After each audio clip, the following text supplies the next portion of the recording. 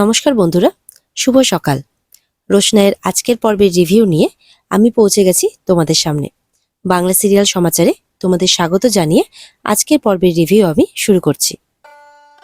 শুরুতে আমরা দেখতে পাচ্ছি রোশনাই বলছে, স্যারজি আমার তো এবার খুব ভয় করছে। ওখানে মামা উপস্থিত ছিল। মামা তো এতক্ষণে ওই বাড়িতে সবকিছু জানিয়ে দিয়েছে, গরিমা দিদেরকেও সবকিছু জানিয়ে দিয়েছে। এবার কি হবে স্যারজি? এবার তো ওরা আপনাকে অনেক কথা শোনাবে। তখন আরণ্যক বলে, তুমি ভালো করেই জানো আমি এই সমস্ত বিষয়ে বেশি গুরুত্ব দিই না। যদি তাই দিতাম তাহলে কলকাতাতে একের পর এক এত ঘটনা ঘটতো না। আমার কাছে আমার বিবেচনা বোধটাই বড়, আমার কাছে আমার কর্তব্যটাই বড়, আর সেটা নিয়ে আমি থাকতে চাই। রোশনাই বলে, তবু আমার ভালো লাগে না স্যারজি, আমার জন্য বারবার আপনাকে অপমানিত হতে হয়, কথা শুনতে হয়। আরণ্যক বলে, এই সাজগোজ সব খুলেছ তো? এখন ভালো লাগছে, মানুষের মতো লাগছে। একদম বাজে লাগছিল। গয়নাগাটিগুলো সব দিয়ে এসছো তো? রোশনাই বলে, হ্যাঁ, পুলিশকে সব দিয়ে দিয়েছি। বলে, হ্যাঁ, ওরা ঠিকঠাক পৌঁছে দিবে, চিন্তা নেই। রোশনাই বলে, না হলে আমাকে চোর বলতো ওরা? আরণ্যক বলে, ওর মুখের কথা বিশ্বাস করে তুমি এত বড় সিদ্ধান্তটা নিয়ে নিলে রোশনাই? বলে, হ্যাঁ স্যারজি, আমি নিতে বাধ্য হলাম, কারণ আমার কাছে আপনার জীবনের দামটা যে অনেক বেশি। আরণ্যক বলে, তাই? আর তোমার জীবনের দাম? বলে, আপনার কি মনে হয় আপনার জীবনের দামের চেয়ে বুঝি আমার জীবনের দাম অনেক বেশি? না স্যারজি, অনেক কম। বলে, তাই? রোশনাই বলে, হ্যাঁ স্যারজি, আমি আর আপনার জীবনের বোঝা বাড়াতে চাইনি। তখন আরণ্যক বলে, বোঝা? তাই তোমার মনে হয় বুঝি যে তুমি আমার জীবনের বোঝা? রোশনাই বলে, কি করব বলুন তো স্যারজি, আমাকে না বারবার আপনাকে বিব্রত করতে ভালো লাগে না। আরণ্যক রেগে যায়। প্লিজ প্লিজ এই সমস্ত কথা তুমি বলবে না, please please don't test my patient like this. বলবে না আর এই সমস্ত কথা। রোশনাই বলে, স্যারজি যেটা সত্যি আমি সেটাই বলছি আপনাকে। আরণ্যক বলে, কোনটা সত্যি রোশনাই? রোশনাই বলে যে, স্যার আপনার আর গরিমা দিদির মাঝখানে আমি কখনো আসতে চাইনি, আমি আর কোনো ঝামেলাও বাড়াতে চাইনি স্যারজি। আমি এটাও ভেবেছি যে আমি একবার নিজে যখন ট্রেনে উঠে গেছি, আপনি যখন আমাকে দিয়ে গেলেন, আমি আর ওখানে ফেরত যাব না, আর আমি আপনার সাথে কখনো দেখা করব না, আপনার সামনে আসবো না। কিন্তু রাজেশের গুন্ডারা যে পুলিশ সেজে সেই মুহূর্তে আমাকে কিডন্যাপ করবে আর এই সমস্ত ঘটনা ঘটে যাবে, আমি তো কিছু বুঝতেই পারিনি, এখনো আমি ভাবতেই পারছি না। আরণ্যক বলে, তারপর কি হলো? তারপর ওরা যখন বলল যে আমাকে ওরা মেরে ফেলে দিতে পারে, ব্যাস তুমি অমনি বিয়েতে রাজি হয়ে গেলে? তখন রোশনাই বলে, আচ্ছা এখন এসব কথা থাক স্যারজি, আমার খুব ঘুম পাচ্ছে, খুব টায়ার্ড আমি, আর ভালো লাগছে না এসব কথা। মনে মনে বলে, একবার আমি আপনাকে বলে ফেলেছি যে আপনার জীবনের মূল্য আমার জীবনের মূল্যের চেয়ে অনেক বেশি, আর আমি এটা বলতে চাই না স্যারজি, আর আমি আমার মনের কথা আপনাকে বলতে চাই না, আমি কোনোদিনও জানতেও দেব না যে আমার মনে কি আছে। এরপরে আরণ্যক রোশনাইয়ের পাশে বসে বসে বলে, রাজীবের সাথে আমার দেখা হয়েছে। রোশনাই বলে, রাজীবের সাথে আপনার দেখা হয়েছে? কই, আমাকে তো ও কিছু বললো না। তখন আরণ্যক বলে, রাজীবের নাম শুনতেই তোমার মুখে কেমন উচ্ছ্বাস ফুটে ওঠে না? রোশনাই বলে, হবে না, ও তো আমার বেস্ট ফ্রেন্ড। তখন আরণ্যক বলে, খুব ভালোবাসো না ওকে? রোশনাই বলে, বাসি তো, আর ওও আমাকে ভালোবাসে। আরণ্যক বলে, জানি তো। রোশনাই বলে, জানেন? বলে, হ্যাঁ, রাজীব একটু আপসেট তোমার উপর। বলে, হ্যাঁ জানি, হবে তো, ও তো কখনো ভাবতেই পারেনি যে আমি রাজেশকে বিয়ে করতে পারি। ও তো আর মাঝখানের ঘটনাগুলো জানে না। আরণ্যক বলে, কি, যে আমি তোমার আশ্রয়দাতা, আমি তোমার দেখাশোনা করেছি, এই সব? তাই তুমি এতটা কৃতজ্ঞ আমার কাছে, এই সব তো? রোশনাই আর বেশি কথা বাড়াতে চায় না, ওই বলে যে, না স্যারজি, তার থেকে হয়তো অনেকটা বেশি, কিন্তু একবার বলে ফেলেছি, আর আমি বলবো না আপনাকে। উল্টে রোশনাই বলে, আপনি ঠিকই বলেছেন স্যারজি, আপনি তো আমার আশ্রয়দাতা, এতবার আমার প্রাণ বাঁচিয়েছেন, তো এইটুকু কৃতজ্ঞতা বোধ তো থাকতেই হবে, তাই না? আরণ্যক বলে, রোশনাই তুমি প্রেসকে বলে দিলে যে তুমি রাজেশের মতো লোককে বিয়ে করতে চাও? তুমি আমার জীবনের জন্য রাজেশের মতো লোককে নিজের জীবনটা সঁপে দিতে চাও? তো আমি কি করবো স্যারজি? রোশনাই বলে, এর থেকে যদি আমি এই কাজটা না করতাম তাহলে আমার কাছে একটাই পথ খোলা থাকতো। তখন আরণ্যক বলে, সেই পথটা বেছে নেওয়াটাই হয়তো অনেক বেশি সম্মানের হতো রোশনাই, এই পথের থেকে। রোশনাই বলে, হয়তো বেঁচে থাকার লোভের জন্য আমি এটা করতে পারিনি। আরণ্যক বলে, যাক, যা হওয়ার হয়ে গেছে, নিজের জীবনের সাথে আর জুয়া খেলো না, এবার তোমার একটা পার্মানেন্ট ব্যবস্থা আমাকে করতেই হবে। আরণ্যক বলে, এতদিন যা করেছি তাতে তো খারাপ হয়নি, ভালোই হয়েছে, এবারও ভালোই হবে। রোশনাই বলে, আমার জীবন নিয়ে আপনি কি প্ল্যান করছেন স্যারজি, আমি জানতে পারবো না সেটা? কি ভাবছেন বলুন তো স্যারজি? রোশনাই বলে। আরণ্যক বলে, সময় এলে তুমি সবটা জানতে পারবে রোশনাই। এখন শুধু সময়ের অপেক্ষা। আমি যা করছি তোমার ভালোর জন্যই করছি। এরপরে রোশনাই আরণ্যককে বলে, স্যারজি আপনি কি কাল চলে যাবেন? তখন আরণ্যক বলে, না, কালকে আমি এখানেই থাকবো, আমার একটু ইম্পর্টেন্ট কাজ আছে। রোশনাই বলে, ও আচ্ছা, আসলে আপনি তো আমার জন্য এসেছেন। আরণ্যক বলে, কেন, থাকলে কোনো সমস্যা আছে? বলে, না না স্যারজি, আপনি তো আপনার ঘরে থাকবেন। বলে যে, আমার কিছু ইম্পর্টেন্ট কাজ আছে কালকে, সেই জন্য আমাকে থাকতে হবে।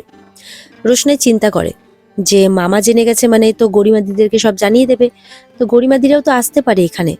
তখন আরণ্যক বলে, আসলে আসবে, তাতে কি হয়েছে, ভালো তো আসলে। রোশনাই বলে, হ্যাঁ ভালোই তো স্যারজি, আপনাদের তো বিয়ের আগে প্রি হানিমুনটা এখানেই কাটানোর কথা ছিল, সেটা না হয় হয়ে যাবে, ভালোই হবে। আরণ্যক তো দেখতেই থাকে রোশনাইকে। এরপরে রোশনাই বলে, ঠিক আছে স্যারজি, আমি আবার একটু বিশ্রাম নিই। আরণ্যক বলে, খাবে না? বলে, না স্যারজি, আমার খেতে ইচ্ছা করছে না, আসলে শরীরটা একটু খারাপ করছে তো তাই জন্যে। আবার রোশনাইয়ের পাশে গিয়ে বসে আরণ্যক। বলে, কি হয়েছে, তোমার তো চোখ ছলছল করছে, কই দেখি। গা হাত পা ছুঁয়ে দেখে যে জ্বর এসছে। বলে যে, তোমার তো জ্বর এসছে রোশনাই, দাঁড়াও আমি এক্ষুনি ব্যবস্থা করছি। রোশনাই বলে, না না স্যারজি, আমার একটু জ্বর তো ঠিক হয়ে যাবে। বলে, আমি এতটা অমানুষ হতে পারবো না যে আমার চোখের সামনে একটা মানুষ জ্বরে পড়ে থাকবে আর আমি চুপ করে বসে থাকবো রোশনাই। আরণ্যক বলে, তুমি বরঞ্চ এখন একটু বিশ্রাম নাও, আমি ওষুধ এনে দিচ্ছি, কাল আমাদেরকে বেরোতে হবে। বলে, কাল আমরা কোথায় যাবো স্যারজি, আবার কি থানা পুলিশ করতে হবে নাকি? আমি কিন্তু ওই মানুষটার বিরুদ্ধে কোনো থানা পুলিশ করতে চাই না স্যারজি। আরণ্যক বলে, রিল্যাক্স রোশনাই, আমাদের একটু ইম্পর্টেন্ট কাজ আছে, যেটা আমার জন্যও ভালো তোমার জন্যও ভালো, কালকে সকাল সকাল আমাদের বেরোতে হবে। রোশনাই আবারও অবাক হয়, জিজ্ঞাসা করে আরণ্যককে, কোথায় যাব আমরা স্যারজি? বলে, যেখানেই যাব তাতে ভালোই হবে, চিন্তা করো না তুমি। আরণ্যক বলে। এরপরে এই কথা বলে আরণ্যক চলে যায়। রোশনাই তো চিন্তা করতে থাকে। রোশনাই চিন্তা করছে বসে, কালকে যদি গরিমা দিদিরা চলে আসে, আবার একটা অশান্তি, আর আমাকে ভালো লাগছে না। তুমি কি চাও ঠাকুর, এইভাবে আমাকে শেষ করে দিতে চাও? তাহলে তুমি খুশি হবে, বলো না, আর কি চাও তুমি? ঠাকুরকে বলতে থাকে, কি করেছি আমি এমন, যার জন্য আমাকে এত কিছু সহ্য করতে হচ্ছে? এরপরে দেখা যাচ্ছে সকাল হয়ে গেছে। রোশনাই তো ঘুমোচ্ছে। রোশনাইয়ের ঘরে এসেছে আরণ্যক। এসে রোশনাইয়ের পাশে বসে আছে। রোশনাইয়ের মাথায় হাত বোলাবে ভাবলো, কিন্তু পারল না। মনে মনে বলে, পৃথিবীতে এত সুন্দর মেয়ে দেখেছি আমি রোশনাই, গরিমাও সুন্দর, কিন্তু এরকম নিষ্পাপ সুন্দর মেয়ে আমি আগে কখনো দেখিনি। মাঝে মধ্যে মনে হয় রোশনাই, তোমার দিকে তাকিয়ে হয়তো আমি গোটা একটা জীবন কাটিয়ে দিতে পারি। এত নিষ্পাপ, এত পবিত্র একটা মুখ, দুনিয়াতে তো অনেক মানুষ দেখলাম, কই এরকম মানুষ তো আগে কখনো দেখিনি। কিছুক্ষণ পর যেন আরণ্যকের একটা ঘোর কাটে। বলে, এসব কি ভাবছি আমি, এসব তো আমার ভাবা উচিত নয়। রোশনাই তো রাজীবকে ভালোবাসে, আর রাজীবও রোশনাইকে ভালোবাসে। না না, এসব আমার ভাবাটা একদম ঠিক হচ্ছে না। আমি রোশনাইয়ের মনের ইচ্ছে পূরণ করব, রোশনাইয়ের সাথে রাজীবের বিয়ে দেব আমি। এই প্ল্যানটাই হয়তো করেছে আরণ্যক রাত্রে বসে বসে। সেই জন্যই হয়তো আরণ্যক বলছিল যে কালকে সকাল সকাল আমাদের বেরোতে হবে। মনে মনে ভাবে দুজনকেই কলকাতা নিয়ে যাবে। রোশনাইকে হাসি খুশি দেখতে চাই আরণ্যক, সবসময় যাতে ফুটফুটে মুখটা নিয়ে হাসি খুশি জীবন কাটাই রোশনাই, এটাই চাই আরণ্যক। এদিকে তো সুরঙ্গমা আর গরিমা গেছে আরণ্যকের বাড়িতে। আরণ্যকের বাবা মা সবাই উপস্থিত আছে, তাদেরকে সব কথা বলেছে। বাবলু তো যেন চোখই মেলাতে পারছে না তাদের সাথে লজ্জায়। হাত জোর করে বলে, আমি খুব লজ্জিত, আমার তো চোখে চোখ রেখে কথা বলার ইয়েটুকুও নাই, আমি লজ্জা বোধ করছি যে আমার ছেলে এরকমও করতে পারে। সুরঙ্গমা বলে, মিস্টার চ্যাটার্জি, আপনার ছেলেকে কিরকম মানুষ করেছেন দেখুন। আমার মেয়ের সাথে বিয়ে ঠিক হয়ে গেছে, আশীর্বাদ হয়ে গেছে, এখনো আমার মেয়েকে মিথ্যে কথা বলে, আপনাদের সবাইকে মিথ্যে কথা বলে ও চলে গেছে বেনারস রোশনাইয়ের সাথে দেখা করতে। ছি ছি ছি, কি কাজ করেছে। এরপরে কি উচিত হবে যে আমার মেয়ের আপনার ছেলেকে বিয়ে করা? তনুশ্রী বলে, আমি যে কি বলবো, কিছু তো বলারই পাচ্ছি না আমরা তো বুঝতেই পাচ্ছি না যে কি হয়ে গেল এসব, ও কেন করলো এসব। তখন গরিমা বলে, আন্টি, আমি যে এত বছর ধরে যে আমার সময়টা ইনভেস্ট করলাম আরণ্যকের পেছনে, সেটার কি হবে বলুন। এদিকে আরণ্যক রোশনাইকে ডাকছে। রোশনাইয়ের ঘুম ভাঙে না, রোশনাই খুব ডিপ স্লিপের মধ্যে আছে। এরপরে আবারও যখন ডাকে, তখন হঠাৎ করে রোশনাইয়ের ঘুম ভাঙে, ভয় পেয়ে যায় রোশনাই, ভাবে যে হয়তো আবার সামনে কে আছে। আরণ্যক বলে, আমি আছি রোশনাই, আমি আছি, ভয় পেও না, তুমি খুব ডিপ স্লিপে ছিলে, তোমার তো জ্বর, শরীরটাও ভালো না। তখন আস্তে আস্তে ধরে বসাই রোশনাইকে। রোশনাই বলে, স্যারজি আমার খুব শীত করছে। তখন আরণ্যক চাদরটা দিয়ে ভালো করে ঢেকে দেয়, বলে, হ্যাঁ তোমার তো খুব জ্বর। রোশনাই বলে, এসে থেকে তো আপনারও রেস্ট হয়নি স্যারজি, খুব স্ট্রেস যাচ্ছে, প্লিজ আপনি একটু রেস্ট নিয়ে নিন। আরণ্যক বলে, হ্যাঁ যাব, তার আগে একটা কাজ আছে, করে নি। রোশনাই বলে, কি কাজ? বলে, তোমার জন্য একটা হেলদি খাবার এনেছি, এই খাবারটা তোমাকে খাওয়াতে হবে, তোমার তো খুব জ্বর তাই। এরপরে আরণ্যক বলে, নাও হা করো, খেয়ে নাও। রোশনাই বলে, আমি খেতে পাচ্ছি না স্যারজি, আমার মনে হয় বমি হয়ে যাবে। বলে, এইটুকু তো খেতেই হবে, খালি পেটে তো ওষুধ দেওয়া যায় না। তখন বলে যে, স্যারজি আপনিও তো কিছু খাননি, আপনি না খেয়ে আমাকে, বলে, একটা অসুস্থ মানুষকে না খাইয়ে আমি কি খেতে পারি? আরণ্যক বলতে থাকে। মনে মনে ভাবতে থাকে রোশনাই, আমার এই সুখ হয়তো ক্ষণিকের, আপনার মতো এত কেয়ারিং মানুষকে যে তার জীবনসঙ্গী হিসেবে পাবে, সে খুব লাকি, আমার গরিমা দিদি খুব লাকি, খুব। এমনটাই ভাবতে থাকে রোশনাই। আর এখানে আজকের পর্ব শেষ হয়ে যায়। তো বন্ধুরা, এই হচ্ছে আজকের পর্বের রিভিউ। যদি তোমাদের ভালো লেগে থাকে তাহলে অবশ্যই পর্বকে লাইক, কমেন্ট আর চ্যানেলকে কিন্তু সাবস্ক্রাইব করতে ভুলবে না। দেখা হবে তোমাদের সাথে আগামীকালকে নতুন পর্বের রিভিউ নিয়ে। আর এই পর্বের বিস্তারিত দেখতে অবশ্যই তোমরা স্টার জলসার পর্দায় নজর রাখবে।